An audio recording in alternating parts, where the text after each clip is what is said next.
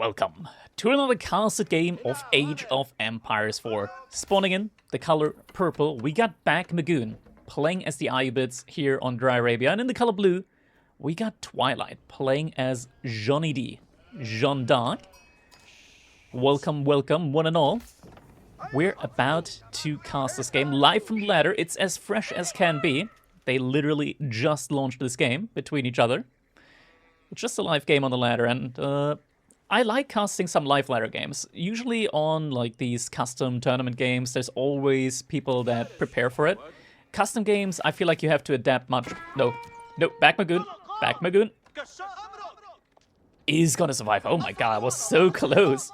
These two players, they're really high level, I want to say. So even with that first move under the TC, I know a lot of you low elo players can relate to that, but these players are high up on the ladder. So Bakmogoon, granted at the moment, only sitting at rank 311, but he's been consistently in the top 100 before. He's a player from Korea, tends to play really, really aggressively, so I'm kind of excited to see how exactly this one's going to go. And Twilight, I gotta say he's a little bit of a mystery to me. I believe that he's from China, if, correct me if I'm wrong, let me quickly check that up again. Yeah, he is from China, at least according to his AV4 world profile. Currently at 1700 elo, sitting on rank 134. But he is a very, very good player. Very good player.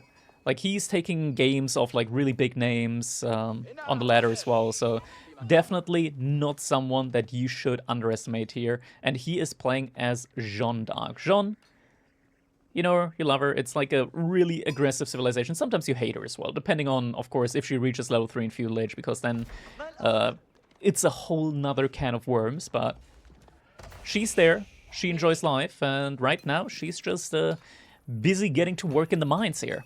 Gathering up some gold, wants to get that A-job in, and once that A-job comes in, we're probably gonna be seeing a school of cavalry. Would be surprised if it's anything else. 10 sheep here at the moment for Twilight. Bakmogoon doesn't have as many. I'm quickly checking out on the map, seeing if I can find any more straggler sheep that are still left behind.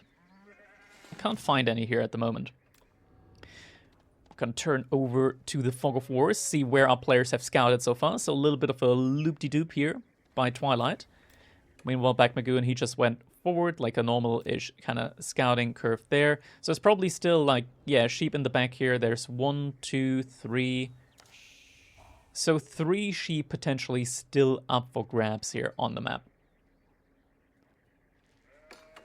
We are getting an age up with the logistics wing as the Ayubid. So that means that Bakmogoon is going to get 2 dervish spawning in for free for him.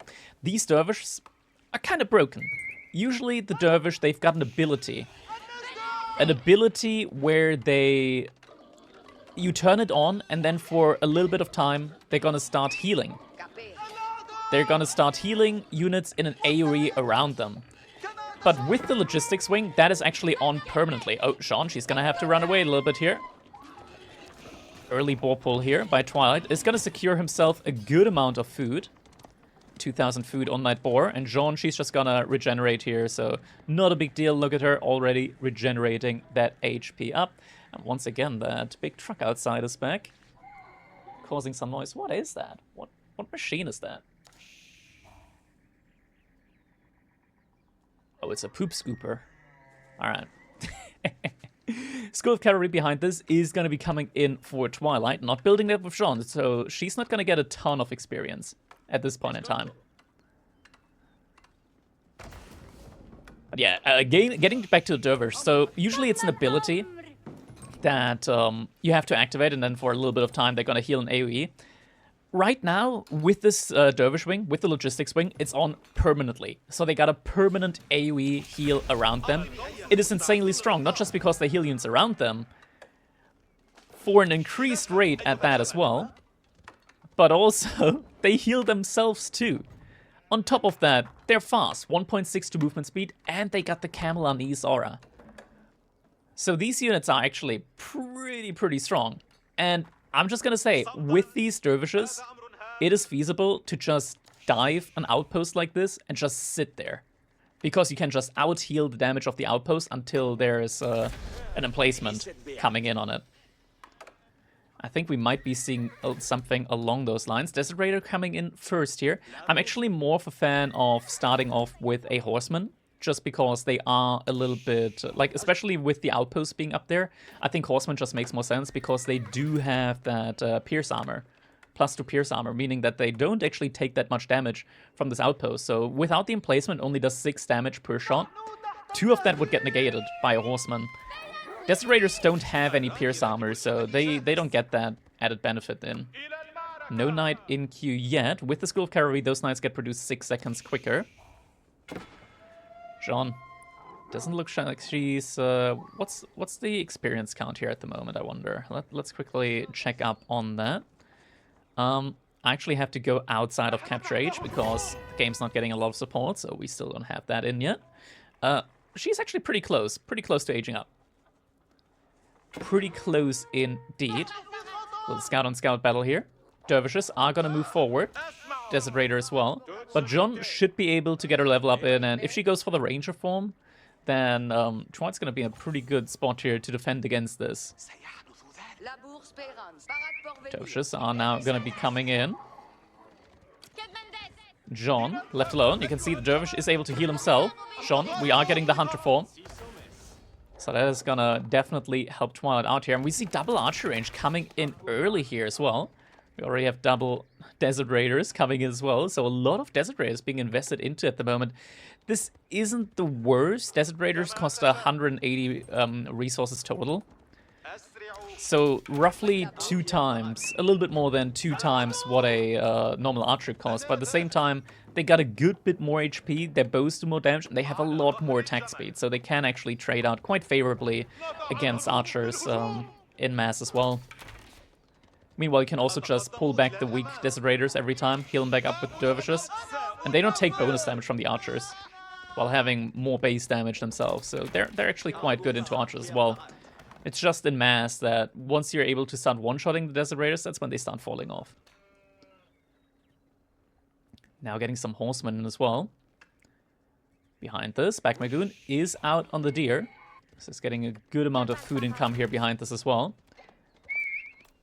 Scout is going to see these units here.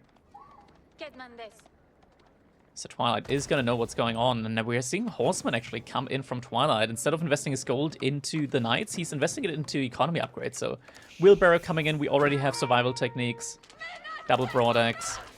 No double broadaxe, like, double broadaxe already in a specialized pick, so he's getting every single economy upgrade now behind this. Military behind this is just going to keep massing up. Outpost is going to see these units, so should be able to just hop inside. Does it a little bit late and is going to lose a unit as a result of that. Archers are trying to do some damage here, but the heal behind it, it's just not going to be enough, so units are just going to heal back up to full. That's sort of like one of the broken things with Dervishes, just turning an ability into something that's just always on. And it's also more health than... Believe it or not, there's a Vizier point for the Imams from the Ottomans. And they don't even heal themselves. It's so much weaker in comparison to what the Ayyubids have. And now, looks like we are going to get a little fight here. John is going to be able to snipe out one of those horsemen. Heal is going to be coming through, though. Desert Raiders should be going into melee position. In melee position, these will do even more damage, but the first Dervish is getting taken down. Desert Raiders are now in melee position. Dervish is still getting attacked. It is going to get taken down as well here, but at the same time, Twilight, he's losing his entire army. The entire army is going to go down here for him. And behind this, we're seeing more and more horsemen getting queued up. And there's probably still enough units here to, after all of this, be able to kill the outpost. John, though, was able to get a good bit of experience in. Oh, the units are not quite rallying forward as much as they should. John Dark being brought back now behind all of this. Do we have a blacksmith yet? No blacksmith up yet. We do have Golden Age 1 in, though. So a little bit of an economic advantage for Bakmogoon as well. Actually, looking at it, worker kills. There are 2 worker kills. Which workers have been killed? When? Where? Twilight, behind all of this, managed to kill 2 workers. Which then brings up the question, though. How is he, like, still behind in economy? You lose one additional one for Jeanne d'Arc. I guess that kind of makes it up. But must have also been just a little bit of idle time, and about to lose a couple more villagers here. Right now, not a lot of Desirees remaining. Pretty much only horsemen, and the horsemen are gonna get a juicy pick-off here. Twilight was trying to get some stone in from placement, but it's a little bit late. At least is gonna get the emplacements on the gold there. He doesn't have a lot of resource in the bank either. Mostly wood. He's not producing any archers actively at the moment. So right now, he's kind of struggling up against this. And Bakmogoon, this is the power of the Ayubids behind this, getting closer and closer to an age up of his own.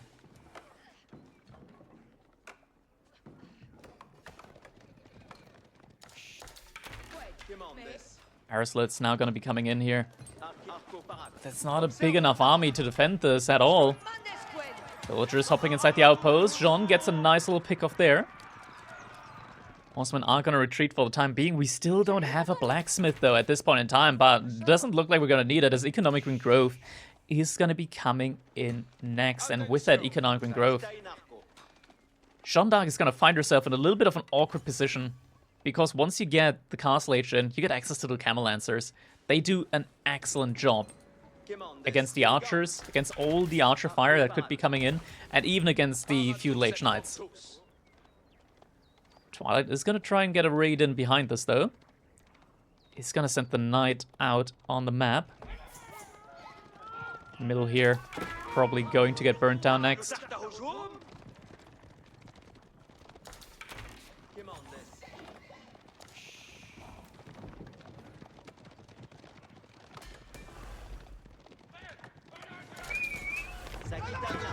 Oh, villagers are going to get dove onto. We still don't have any blacksmith upgrades, so these horsemen, that's not a fight that they should be taking. Bakmogoon, a little bit too overzealous here. The age up is going to be coming in at some point. Knight also about to approach here. Bakmogoon did a good job of not fully finishing up those berry bushes, so is going to get a lot of additional food out of that, 100 food per berry bush. Knight right now, just sitting there, waiting for the attack command to come in. We're getting a lot of villagers rallying out now to build a double outpost there. Knight is coming in. First villager is going to go down. Double barracks now getting put up by Bakmogoon. Interesting. There hasn't been any barracks yet from Twilight, so not sure what this is going to be a play to. Like, you could in theory just continue making the camel lancers. That would be my suggestion here. We've seen a barracks coming in yet. No barracks yet at all. Twilight also has enough resource for a second TC, and we are indeed seeing a second TC coming in. Cancels one of his outposts to have the wood for it. But now your second TC and 11 villagers behind, courtesy of that economic growth. Not just is your opponent castle age, but he's also a lot ahead when it comes to the technology.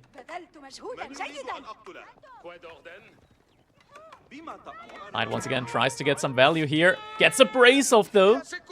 Tries to make it out, but the stun, it just lasts so long. Horsemen out on the field as well. Veterancy upgrade getting cute behind us, and the horsemen are going to be able to catch up to this.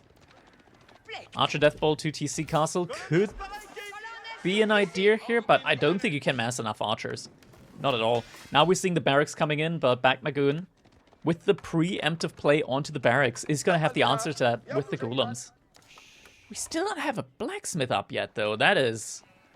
You are going to need piece... You're going to need pierce armor. 100%. There's just no two ways about it. Without pierce armor, you're just not going to be able to dive TCs or outposts with emplacements at all. Now barracks coming up. Twilight floating a lot of gold at the moment. Just needs the food to make up for it. He's getting in his own Royal Knights behind this. And in theory, French is like one of those few civilizations that do have all the tools to fight against a Castle Age opponent with armored units in the Feudal Age.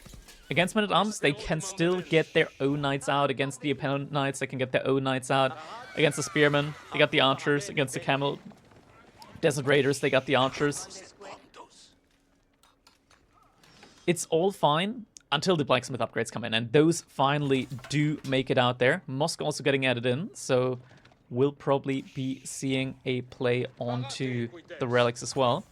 Bakmogoon, though, he's gonna have to be careful here. 8 villagers, only 1 outpost. That's a story that's not gonna end well, most likely. But instead, Twilight, he's gonna run to the villagers where the army is. Is Bakmogoon gonna spot this? Doesn't spot it out in time, loses one villager. Is he gonna react? Reacts, loses, not a second villager. Still a good bit ahead when it comes to the overall economy, but there are some weak knights in there, weak horsemen in there. Those could get sniped. Twilight just turns around for a second.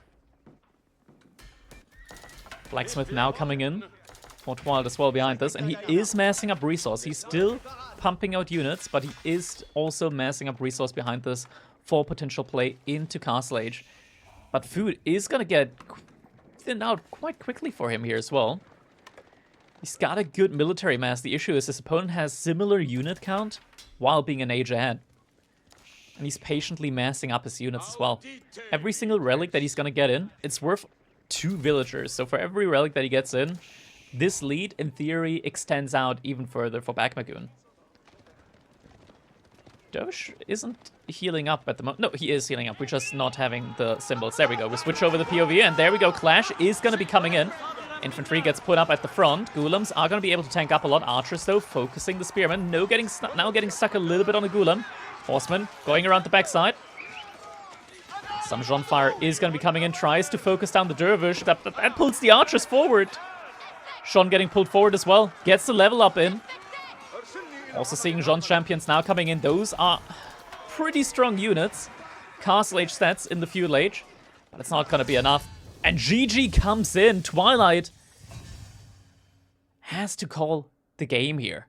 And Bakmogoon is going to be the winner in this one. Fellas, I hope you guys enjoyed this cast. If you did, feel free to leave a like on the video. Does really help me out with the traction. And maybe even consider subscribing so you get notified whenever we do upload live here on YouTube. And once again, thank you guys so much for watching, and I hope I'll see you all in the next one. Have a good one.